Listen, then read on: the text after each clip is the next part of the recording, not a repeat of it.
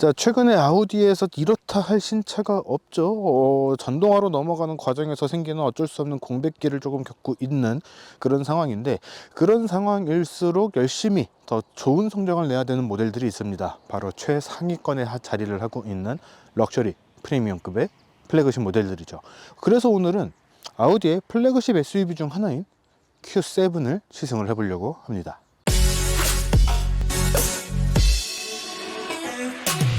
여러분 안녕하세요. 카이마거진 최정필 기자입니다. 방금 말씀드린 것처럼 오늘의 주인공은 아우디의 플래그십 SUV 중 하나인 Q7입니다. 왜 플래그십 중 하나냐라고 말씀을 드렸냐면은 세단 라인업에서는 A8, A8이 자리를 하고 있죠. SUV 라인업에서는 지금 보고 계시는 이 Q7과 함께 조금 더 쿠페형의 라인을 가져가고 있는 Q8이라는 모델이 자리를 하고 있습니다. 물론 더 고성능으로 가게 되면은 SQ8, RSQ8 뭐 이런 모델들도 자리를 하고 있기는 하지만 그것들은 고성능 브랜드니까 조금 별개로 치고 그냥 일반적인 라인업으로 봤을 때 가장 최상위에 있는 모델 중에 하나라고 한다면은, 특히 SUV 라인업에서 본다고 한다면은 이 Q7과 Q8을 볼 수 있지 않을까 싶습니다. 이 Q7 같은 경우에는 현재 판매되고 있는 모델이 2세대의 부분 변경형 후기형 모델이에요. 이 후기형 모델이 2019년도쯤에 출시가 됐고 우리나라에는 2020년도에 들어왔던 것으로 기억을 하고 있는데, 사실 연도로 따지게 된다면 이미 한 3년 정도 지난 모델입니다. 빠른 좀 세대 변경 이런 것들을 한다고 하면은 이제 변경이 될 때가 됐죠. 3세대 모델을 기다려야 되는 그런 시점인데, 이제는 전동화로 넘어가야 되기 때문에 어떻게 본다면은 내연기관으로 만나볼 수 있는 마지막 플래그십 SUV 모델입니다. 그렇기 때문에 마지막까지 내연기관으로서의 아우디 모델의 라인업들을 끝까지 끌고 가야 되는 그런 막중한 책임을 갖고 있는 모델이기도 합니다. 오늘은 이 차를 시승을 하면서 이 Q7이 어떤 매력이 있는지, 그리고 앞으로 전동화가 완전히 이루어질 때까지의 아우디를 책임을 질 수 있을지, 그런 것들을 한번 살펴볼 수 있도록 하죠. 일단 외관의 디자인 같은 경우에는 최근에 출시되었던 아우디들이라고 하기에는 너무 좀 최근에 출시된 차가 없기는 하죠. 그나마 좀 최근에 출시가 된 차들이라고 봤을 때 Q8이라든가 A6, A8과 같은 모델에서 만나볼 수가 있었던 그런 최신의 디자인들을 가져가고 있습니다. 아우디의 최신의 디자인이라고는 이야기를 했지만 요즘에 나오고 있는 경쟁 모델들, 경쟁 브랜드의 차들이 워낙에 첨단화, 디지털화, 전동화 이런 것들을 이야기를 하면서 전기차 라이크 그런 디자인들을 가져가고 있기 때문에 조금의 좀 갭이 있을 수는 있다라고 생각은 돼요. 그럼에도 불구하고 여전히 굉장히 잘 다듬어져 있는, 특히 아우디라는 브랜드는 기계적인 그런 공학도적인 그런 느낌들을 디자인에서 잘 드러내고 있는 브랜드거든요. 그런 측면들을 전면부에서도 잘 확인을 할 수 있다고 생각이 됩니다. 특히 이 아우디 시그니처처럼 적용이 되어 있는 이 그릴 디자인 같은 경우에는 지금의 차체 컬러 그리고 이 검은색 컬러까지 같이 이렇게 조합이 되는 형태로 보게 되면은 너무나도 잘 어울리는, 너무나도 웅장하고 또 무게감이 있는 그런 디자인들을 보여주고 있거든요. 여기에다가 뭐 은색 크롬을 어설프게 테두리 같은 데다가 적용을 했다라고 한다면은 오히려 디자인이 조금 이상했을 거예요. 그런 것들을 봤을 때 아우디는 여전히 그런 측면에서 조금은 어떻게 보면 보수적이지만 전체적인 디자인과 잘 어울리는 그런 센스를 잘 발휘를 할 수 있는 그런 디자인을 가져가고 있다, 그렇게 볼 수 있을 것 같습니다. 거기다가 오늘 같은 경우에는 조금 전까지, 1시간 전까지만 해도 비가 꽤 많이 왔어요. 그런 날씨 속에서도 정면을 잘, 시야 확보를 잘 해줄 수 있는 요 LED 매트릭스 라이트라든가 사륜구동 시스템, 쿼트로 이런 것들이 절묘하게 조화가 되어 있기 때문에 밤에 봤을 때 더욱 매력적인 디자인을 선보이는 그런 구성을 갖고 있다, 이렇게도 이야기를 할 수 있을 것 같습니다. 굉장히 기계적인, 공학적인 그런 디자인을 갖고 있다, 이렇게 말씀을 드렸는데, 그거는 사실 다르게 이야기를 하면은 너무나도 설계가 잘 되어 있는 그런 디자인이다 라는 이야기가 되거든요. 그 이야기는 또 다르게 이야기를 하면은 각각의 모델들에 대한 요 차별성, 캐릭터가 그렇게까지 뚜렷하지는 않다라고도 이야기를 할 수가 있는 겁니다. 그렇기 때문에 겉에서 봤을 때, 특히 측면에서 봤을 때는 이렇다 할 만한 독특한 캐릭터? 이런 것들을 좀 찾아보기가 힘들어요.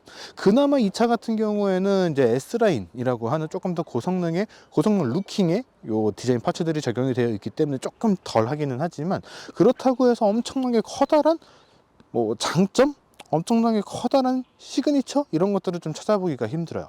그나마 아래쪽에 이렇게 사이드 가니쉬를 또 추가로 장착을 해놨다거나 굵직굵직한 라인들을 적용을 해놨다거나 그런 것들이 있기는 하지만, 그렇다고 해서 Q7의 측면을 봤을 때 굉장히 딱 눈에 들어오는, 아 저거는 멀리서 봐도 Q7이야 라고 할 수 있는 그런 포인트, 그런 것들은 좀 찾아보기가 힘들다 라고 이야기를 할 수가 있습니다. 그래도 아우디가 폭스바겐 그룹도 그렇고 스코다라는 브랜드도 갖고 있고 그룹사 안에 여러 가지 브랜드를 갖고 있기는 하지만, 그런 모든 브랜드를 다 합쳐서 봤을 때 가장 좀 길어 보이고 또 부피감을 자랑을 하는 그런 디자인들을 갖고 있거든요. 아까 말씀드린 것처럼 굉장히 기계적이고 설계적인 그런 디자인을 가져가고 있기 때문에 기교는 없습니다. 하지만 굉장히 뚜렷한 라인들을 가져가고 있기 때문에 멀리서 봤을 때는 모르지만 가까이서 봤을 때는 아, 이 차가 얼마나 세심하게 디자인을 만들었는가, 이런 것들을 알 수 있는 그런 디자인이 적용이 되어 있다는 거죠. 그렇기 때문에 아우디의 디자인들은 한 번 바뀔 때 크게 변화를 하기는 하지만, 그 커다란 변화의 텀 사이에서는 그렇게까지 큰 변화를 찾기는 좀 힘든 브랜드 중에 하나이기도 합니다. 그런 것들을 알 수 있는 것 중에 하나가, 이런 테일램프 같은 형상을 보게 된다면은 이 안쪽에 있는 그래픽 같은 경우에는 그동안에 꽤 많은 변화를 거쳤어요. 하지만 전체적인 라인으로 봤을 때 요즘에 뭐 물론 이제 다 따라간다고 할 수는 없기는 하지만, 요즘에 많은 브랜드들이 가운데를 쭉 연결을 시켜주는 그런 LED 라이트 굉장히 많이 사용을 하고 있거든요. 하지만 Q7 같은 경우에는 여전히 가운데를 연결을 해주는 이런 블랙 하이글로시 파츠 정도만 적용을 해주면서, 그런 첨단의 디자인 혹은 요즘의 트렌드라고 하는 것과는 조금 결이 다른 자신들만의 라인을 가져가고 있는 그런 모습들도 볼 수가 있습니다. 그래도 이런 라인들을 잘 사용을 해주는 않은 브랜드예요.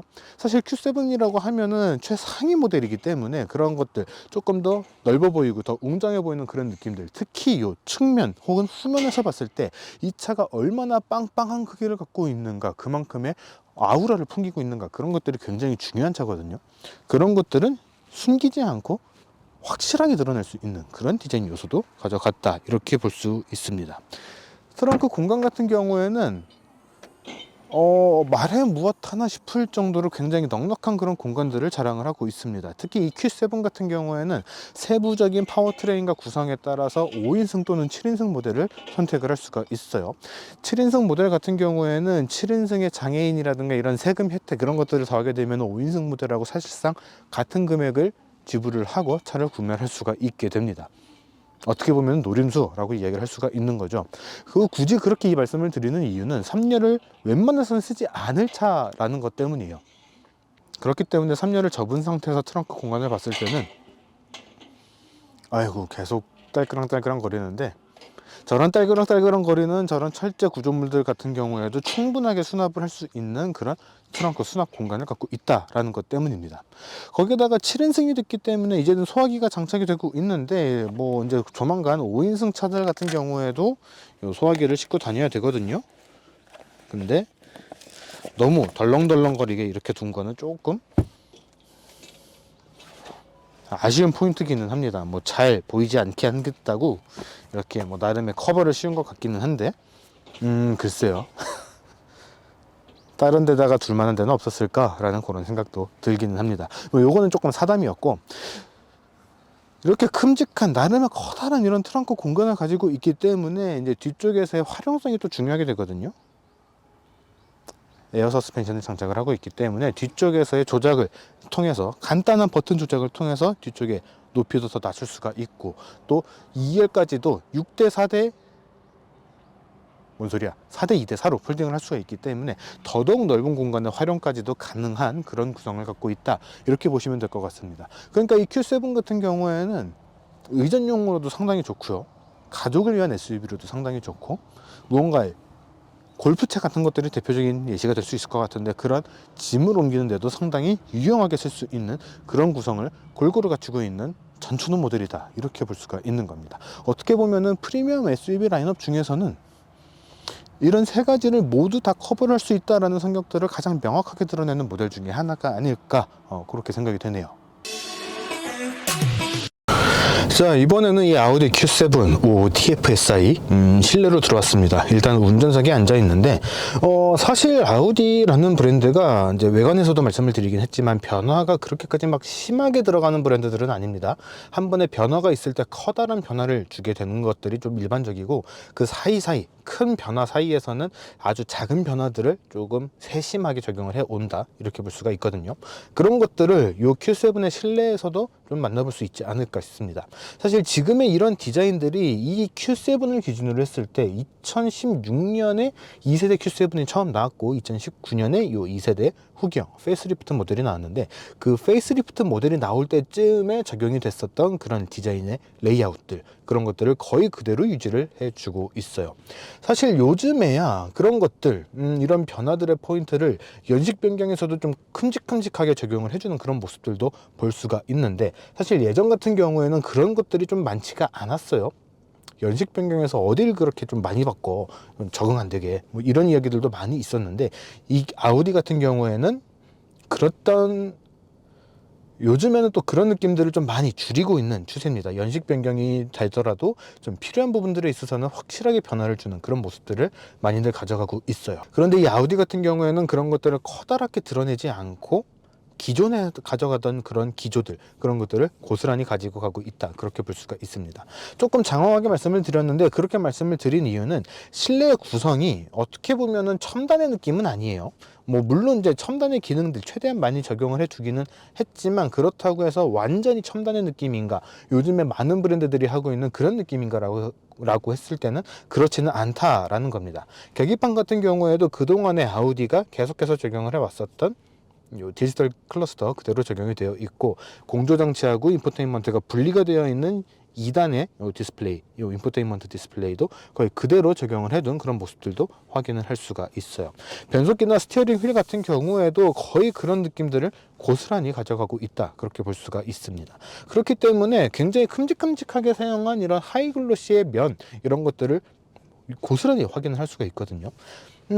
조금 민감하게 본다라고 한다면은 진짜로 한 3년 전, 4년 전 당시에 좀 유행을 했었던 그런 요 실내 구성인데, 지금도 그런 구성을 거의 그대로 가져갔다, 그대로 유지를 하고 있다, 그렇게 볼 수가 있습니다. 하지만 그렇기 때문에 오히려 좀 익숙하게 쓸 수 있는 그런 구성이다 라고도 볼 수가 있거든요. 스티어링 휠 같은 경우에도 적당히 좀 얇은 휠, 그렇기 때문에 손에 잡히는 느낌들이라든가 조작을 할 때 이런 느낌들도 굉장히 좀 손에 착착 달라붙는 그런 느낌들이 유지가 되고 있고요. 뭐 첨단 주행 보조 기능 ADAS 시스템 같은 경우에도 스티어링 휠에 별도로 장착이 되어 있는 그런 레버를 이용을 해서 사용을 하도록 되어 있기 때문에 오히려 굉장히 익숙하게 쓸 수 있는, 너무 첨단이지 않아서 좋아, 오히려 좋아, 이렇게 이야기를 할 수가 있는 그런 구성이라고 이야기를 할 수가 있습니다. 조금 좀 아쉬운 점이라고 한다면은, 그러다 보니까 너무 변하지 않은 포인트들도 분명 있어요. 2열 좌석 같은 경우에는 요 손잡이 부분에 재떨이가 아직도 남아 있고요. 1열 같은 경우에는 컵홀더에 같은 그룹사 겁니다. 포르쉐 거기는 한데, 요런 텀블러 조금 큰 사이즈라고 한다면은 안 들어가요. 들어간 것처럼 보이시겠지만 안 들어갑니다. 이런 것들 사실 요 정도에는 이제 스타벅스를 기준으로 한다면은 뭐 벤티까지는 아니더라도 그란데 정도는 무난하게 껴줘야 되는 그런 크기들을 좀 선호를 하실 텐데, 털 사이즈 이상이 되면은 좀 넣기 힘든 그런 컵홀더라든가 이런 것들, 조금 변화에 좀, 이런 것들은 좀 변화를 좀 줘도 괜찮을 것 같은데 하는 부분들까지도 약간 좀 인색한 부분들이 있다라고 좀 보시면 될 것 같습니다. 익숙해서 좋은가, 혹은 좀 옛날 것 같은 느낌이 드는가, 장단점은 분명히 있거든요. 그런 측면에서 봤을 때 그런 장단점을 모두 확인을 할 수 있는 실내 구성이라고도 이 얘기를 할 수 있을 것 같아요. 자, 이번에 이 Q7 2열로 들어와 봤습니다. 2열 같은 경우에도 충분히 고급스럽고 또 편안한 그런 착자감, 그런 구성 충분히 확인을 할 수 있을 것 같아요. 일단은 제가 일부러 제가 앉아있는 이 자리를 최대한 좀 세워봤습니다. 거의 90도에 가깝게 서 있고, 또 운전석 뒤쪽 같은 경우에는 거의 뭐 좀 뒤로 누워 있다시피 한 그런 모습들을 볼 수가 있죠. 각도로 친다면은 거의 뭐 한 100도 가까이, 한 10도에서 15도 정도 넘어가지 않을까 하고 그렇게 생각이 되는 하는데 상당히 큰 차이로 이렇게 등받이를 조절할 수가 있기 때문에 만약에 3열에도 누군가가 탄다라고 했을 때도 3열의 공간도 충분히 만들어낼 수 있는 그런 공간들을 확보를 해주고 있습니다. 거기에다가 전동식은 아니기는 하지만 이렇게 시트까지 앞뒤 슬라이드가 가능하기 때문에 이렇게 조절을 하게 되면은 3열에서도 이 차의 크기 5m가 조금 넘는 크기이기는 하지만 이 차의 크기를 최대한 활용을 해서 3열 그리고 트렁크 공간까지도 활용을 할 수가 있는 그런 구성들을 볼 수가 있는 거죠. 그렇긴 하지만 보통은 3열까지는 타지는 않을 것 같기 때문에 최대한 뒤로 미루고 등받이도 적당히 등 쪽을 좀 꺾어 본다면은 상당히 편안한 그런 착자감들을 확보를 할 수 있는 그런 공간을 갖고 있어요. 지금 1년을 제 몸에다가 맞춰둔 상태입니다. 그렇기는 한데 그럼에도 불구하고 상당히 넉넉한 주먹 2개까지 들어가는 그런 무릎 공간에다가 제가 지금 워커 신고 있거든요. 오늘 비가 좀 많이 왔어 가지고 좀 방수가 되는 워커를 신고 나왔는데 이런 워커를 신어도 넉넉한 그런 발의 공간까지, 제 발의 크기가 약간 좀 TMI가 될 수는 있지만 270을 신고 있는데 270의 발 사이즈도 충분하게 편안하게 느낄 수 있는 그런 발 공간까지도 확보를 할 수가 있습니다. 거기다 머리 공간, 뭐 좌우 공간 이런 것들 전부 다 어떤 측면에서 보더라도 공간은 절대 부족할 일은 없다, 그렇게 볼 수 있을 것 같아요. 거기에다가 4대 2대 4로 2열 시트를 폴딩을 할 수가 있는데 가운데 좌석만 따로 앞뒤 슬라이드 그리고 등받이 리클라이닝까지 가능하거든요. 그렇기 때문에 다양한 구성을 한다라는 게 정말 어떻게 할 수 있다라는 건지를 여실히 보여주는 그런 구성이다, 이렇게 볼 수 있을 것 같습니다. 시트 같은 경우에는 1열과 마찬가지로 벌집 타입의 이런 스티치가 적용이 되어 있어요. 그렇게 되면서 조금 더 고급스러운 느낌들, 거기에다가 착자감 같은 경우에도 폭신폭신한 엠보싱의 느낌들을 잘 느낄 수 있도록 이렇게 시트를 구성을 해줬습니다. 양쪽 끝뿐만 아니라 가운데 좌석까지도 이렇게 볼록볼록한 엠보싱들을 잘 마련을 해줬기 때문에 착자감 측면에서 그렇게까지 막 불편함을 느끼기는 어려울 것 같다라고 생각이 되고, 쿼트로기 때문에, 기본적으로 쿼트로기 때문에 후륜 구동까지 좀 고려를 해야 되거든요. 그렇기 때문에 가운데 드라이브 샤프트가 지나는 요 공간이 살짝 올라와 있기는 하지만, 그렇다고 하더라도 상당히 넉넉한 공간에 발 공간이 좀 마련이 되어 있어요. 그래서 가운데도 앉는다고 하더라도 이렇게 쩍벌을 하지 않아도 되는, 쩍벌을 한다고 하더라도 발 공간이 넉넉하기 때문에 충분히 편안한 그런 착자감들을 느낄 수 있는 그런 구성을 확인을 할 수가 있습니다. 그러니까 여러 가지 측면으로 봤을 때 아우디 Q7은 프리미엄 SUV 혹은 플래그십 SUV, 가장 큰 SUV라고 한다면은 최소한 요 정도는 해줘야 된다라는 것들을 보여주고 있는 셈인 거죠. 이보다 더 위쪽에 럭셔리 프리미엄 라인으로 가게 된다면은 뭐 벤틀리도 있을 것이고, 뭐 롤스로이스 컬리너도 있을 것이고, 마이바흐의 뭐 GLS 뭐 이런 것들도 있을 텐데, 그런 것들도 최소한 이것보다는 좋아야 된다라는 것들. 그러니까 프리미엄 SUV라는 것들을 논하려면은 뒷좌석이 최소한 요 정도는 갖고 있어야 된다라는 것들을 보여주는 그런 구성이다라고 저는 말씀을 드리고 싶은 겁니다. 거기다가 뒷좌석을 위한 공조장치, 독립공조 시스템까지도 다 마련이 되어 있고, 또 아래쪽에 USB-C 타입도 2개나 장착이 되어 있기 때문에 필요에 따라서는 정말 편안하게 운영을 할 수가 있는 그런 구성들, 거의 1억이 넘는 그런 금액대가 측정이 되어 있음에도 이렇게 선쉐이드는 수동으로 해야 되는 것들이 조금 아쉬울 수는 있기는 하지만 뭐 이런 정도야 뭐 조금 봐주도록 하자고요. 자, 이번에는 이 아우디 Q7 OTFSI 직접 주행을 해보도록 하겠습니다. 사실 이 아우디의 가솔린 파워트레인들이 굉장히 조합이 좋아요. 그리고 성능도 굉장히 좋은 편에 해당을 합니다. 사실 아우디도 그렇고 폭스바겐도 그렇고 우리나라에서 디젤 엔진을 조금 집중해서 판매를 해왔다 보니까 이 두 브랜드 이야기를 할 때 항상 디젤 엔진부터 이야기를 하게 되는 그런 경향들이 좀 있거든요.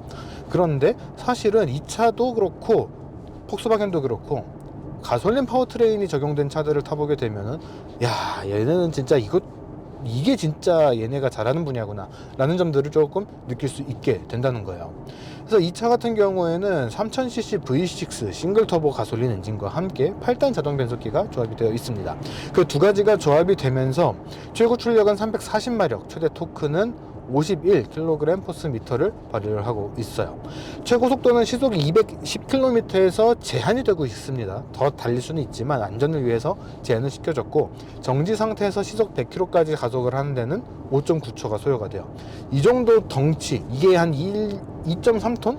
정도 되는 무게를 갖고 있거든요. 그런 무게, 이만한 크기들을 같이 고려를 한다면은 상당히 강력한 성능을 발휘를 하는 모델이다 라는 점들을 확인할 수가 있습니다. 그렇기 때문에 이 차는 주행을 하면서 어떤 순간에도 가솔린 엔진임에도 불구하고 힘이 부족하다, 그런 느낌들은 전혀 받을 수가 없어요. 그렇기 때문에 이 차는 굉장히 플랫한 가속을 보여주는 그런 모습들도 있고, 또 굉장히 정숙하면서 굉장히 편안한 승차감을 보여주는 그런 구성을 갖고 있습니다. 그래서 아우디가 럭셔리인가? 글쎄요, 한 기본적으로 일단 프리미엄함 정도는 가져갈 수 있는 브랜드거든요. 그런 것들을 기준으로 해서 봤을 때 프리미엄한 것보다는 조금 더 위에 있는 그런 주행 감각들을 선사를 하는 그런 브랜드, 그런 모델이 이 아우디 그리고 Q7이라고 이야기할 수가 있는 겁니다. 우리나라에서는 가격적인 측면이나 아니면은 이 대중에게 인식되어 있는 그런 인지도 때문에 디젤 엔진, 특히 이 Q7 같은 경우에도 45 TDI가 굉장히 좀 많이 팔리고 있는 상황인데, 저는 이 55 TFSI가 진짜 이 Q7의 명성에 맞는 그런 주행 감각, 그런 승차감들을 보여줄 수 있는 차라고 생각을 하거든요. 주행 중에 추월 가속을 위해서 이렇게 다시 가속 페달을 밟게 돼도 스트레스 없이 속도를 쭉 높여줘요.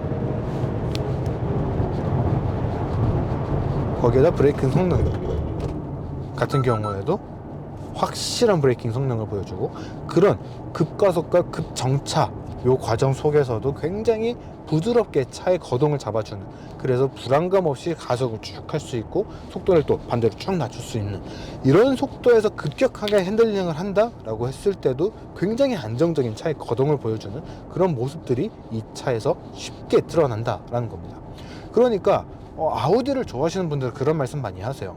아우디가 짬바가 있는데, 쿼트로라고 하는 기술을 대표적으로 내세우기는 하지만 그게 전부가 아닌 브랜드인데 왜 아우디가 아니라 다른 브랜드만 이렇게 선호를 하는가 라는 그런 이야기들 종종 하시거든요. 그런 모습들, 아우디가 왜 좋은 브랜드인가를 확실하게 느낄 수 있는 모습들, 그런 것들이 이 Q7에서 드러난다 라고 저는 이야기를 드리고 싶은 겁니다. 물론 A6라든가 A8 그런 모델들에서도 그런 모습들을 여실히 느낄 수 있고, 사실 그 아래로 내려가게 된다면 뭐 A4라든가 A3, A5, Q3, Q4 이런 차들로 가게 되면은 약간 그런 느낌들을 받기 힘들 수는 있어요. 어쩔 수 없다라고 생각은 듭니다. 왜냐하면 급 차이라는 것들이 있다 보니까 어쩔 수 없는 측면들이 있기는 한데, 요 Q7 혹은 요 즈음에 있는 모델들 Q5, Q7, Q8, A6, A8 이런 차들을 타보게 된다면은 역시 아우디가 좋은 차를 만들기는 하는구나, 그 명성이 괜히 나온 것들은 아니구나 라는 것들을 확실하게 느낄 수 있는 그런 모델이라고 말씀을 드리고 싶은 겁니다. 그러다 보니까 요즘에 또 판매량에 대한 이야기를 하지 않을 수가 없어요. 예전에는 독 3, 4 이렇게 이야기를 하면서 벤츠, BMW, 아우디를 그냥 당연하게 묶어서 이야기를 했는데, 요즘에는 거기에 아우디를 껴주지 않는 분위기입니다. 신차가 많이 출시가 되고 그런 신차들 출시를 하는 과정에서 첨단의 기술들도 많이 보여주고 있고, 그런 측면들이 있는가 없는가에 따라서 지금 좀 갈리게 됐는데, 이 아우디는 다음에 그런 변화들을 한번 쫙 따라나고 그랜드 오프닝을 하게 된다면은 다시 한번 그 무리에 분명 낄 수 있는 여력을 갖고 있는, 그런 잠재력을 갖고 있는 브랜드라는 거는 진짜 부정할 수가 없다라는 거죠. 그래서 이 Q7은 편하게 타기에도 너무나도 편안하고, 과격한 주행을 즐기시는 분들, 스포티한 주행을 즐기시는 분들에게 추천을 해줘도 탔을 때 뭔가 좀 날카롭게 딱 꽂히는 딱 한 가지는 없어. 그런데 전반적인 점수로 봤을 때는 상당히 높은 점수를 줄 수 있을 것 같아 라는 이야기를 할 수 있게 만드는, 그런 전체적으로 평균치가 높은 차다, 그런 모델이다, 그런 브랜드다 라고 이야기를 할 수가 있는 겁니다. 그렇기 때문에 종합적인 점수를 볼 것인지, 특정한 한 가지를 포인트로 볼 것인지, 그 관점을 다시 한번 좀 생각을 해 보셨으면 좋겠어요. BMW 같은 경우에는 분명 잘 달립니다. 하지만 프리미엄한 럭셔리한 그런 느낌에서는 조금 떨어질 수는 있어요. 왜냐하면 BMW가 추구하는 게 그런 것들이 아니기 때문에. 반면에 벤츠 같은 경우에는 그런 것들에 조금 더 포커스를 맞춰져 있습니다. 반면에 벤츠 같은 경우에는 그런 것들에 조금 더 포커스를 맞추고 있습니다. 물론 벤츠도 잘 달려요. 하지만 그런 것들보다는 프리미엄한 것들, 럭셔리한 것들, 고급스러움에 조금 더 포커스를 맞추고 있는 브랜드이기 때문에 BMW하고 비교를 했을 때 조금 차이가 나게 느껴진다 라고 할 수가 있는 거죠. 아우디는 모든 것들에 대한 균형을 이야기를 하는 브랜드입니다. 그렇기 때문에 프리미엄하고 럭셔리한 것 측면에서는 벤츠보다는 못할 수 있어요. 잘 달리는 측면에서는 BMW보다 못할 수 있어요. 하지만 그런 모든 것들이 잘 조합되어 있는 요 균형, 조화로움, 하모니를 생각을 한다면은 종합적인 점수는 이 아우디가 더 높을 수 있고, 요 Q7은 그런 것들을 여실히 보여주는 모델이다 라고 이야기를 드리고 싶은 겁니다.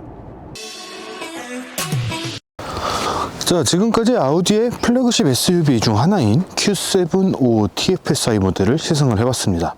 계속 말씀을 드린 것처럼 이 차 같은 경우에는 지금 2세대 페이스리프트 모델이고 출시가 된 지가 꽤 된 모델이에요. 그렇기 때문에 이미 시장에서는 충분히 검증을 받은 모델이고, 오히려 세대가 변경이 될 그런 시점들을 앞두고 있기 때문에 지금에 와서 이 차를 살펴보는 것이 그렇게 의미가 있을까라고 생각을 하시는 분들도 분명 계실 것이다 라고 생각이 듭니다.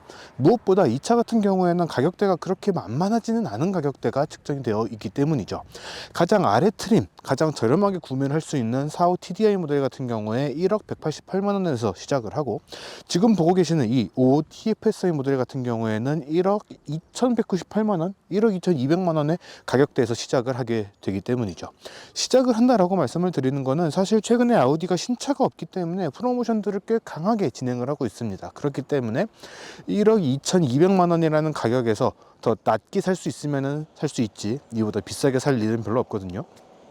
그렇게 따져봤을 때도 그 정도 가격대라면 선택을 할 수 있는 것들이 너무 많지 않나? 라고 생각을 하실 수 있습니다. 하지만 이 아우디 같은 경우에는 언제나 그랬어요. 늘 첨단, 최신, 디지털화 이런 것들보다는 뭔가 조금 더 기계적인 그런 맛들이 남아있는, 그래서 굉장히 클래식한 느낌들이 적절하게 섞여 있는 그런 프리미엄들을 선보여 왔습니다. 그렇기 때문에 요즘에 나오고 있는 차들이 너무 첨단이라서 너무 다루기 힘들어 라고 생각을 하시는 분들이 계신다면은, 지금 시점에서 이 Q7을 봤을 때는 적당히 아날로그한 그런 느낌들을 받을 수가 있기 때문에 오히려 요즘에 나오고 있는 첨단, 아주 최신 차들보다는 조금 더 익숙하게 다가갈 수 있고, 또 그렇다고 해서 요즘에 아우디를 누가 타 이런 이야기는 절대 듣지는 않거든요. 그렇기 때문에 너무나도 첨단화가 되어 있는 요즘 차들에게 대한 조금 뭔가 알 수 없는 너무 디지털화된 것들에 대한 거부감, 그런 것들이 있다라고 하신다면은 이 Q7은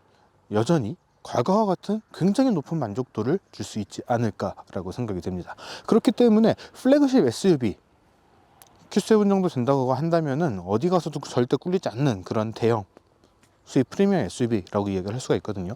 그런 차들을 찾고 계신다라고 한다면은 이 차는 Q8과 함께 여전히 굉장히 매력적인 선택지가 될 수 있을 것이다 라고 말씀을 드리고 싶습니다. 자, 이번 시승 영상은 여기까지고요. 저희는 또 조만간 다른 시승 영상으로 돌아올 수 있도록 하겠습니다.